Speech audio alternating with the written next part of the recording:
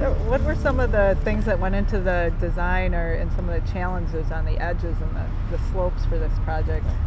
The challenges to the contractor was the fact that we had to create a public relation right off the bat with the residents in the area, and the contractor worked very well along with the public information team from the DOT just to make sure that we worked together with the contractor and the residents to try to minimize any of the inconveniences to them.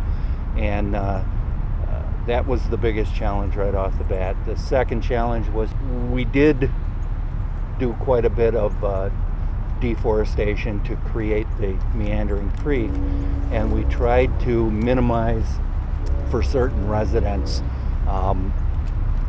keeping trees that they had actually planted for some of their relatives. I'm not sure the total background, but I was asked to make sure that we saved 2 specific trees, and the contractor had to then try to blend in the new construction with the existing surrounding grades. The other problem was that this was a dumping ground for years of unsuitable materials and some solid waste material.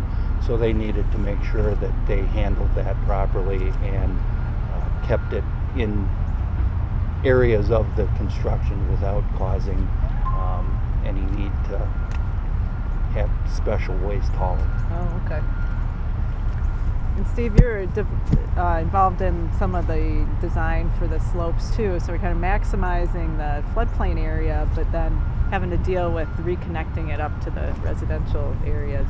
Right. The constraints we had were all around the relocated freeway on the south side, as well as tying into the existing channel downstream, as well as the narrow corridor with the residents, and it became a real iterative process as we worked to maximize the area, the floodplain area, as well as still be able to allow for the channel to flow downstream.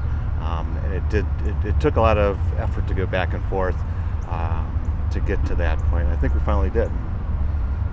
So a certain design slope that's needed for the particular soils. Yeah, and stuff, ideally, I think we tried to maintain a 3-to-1 slope. I think there were a couple spot areas where we did steepen that up a little bit, again due to the residences or some of the trees that we were trying to save. But generally, it's a 3-to-1 slope on both sides.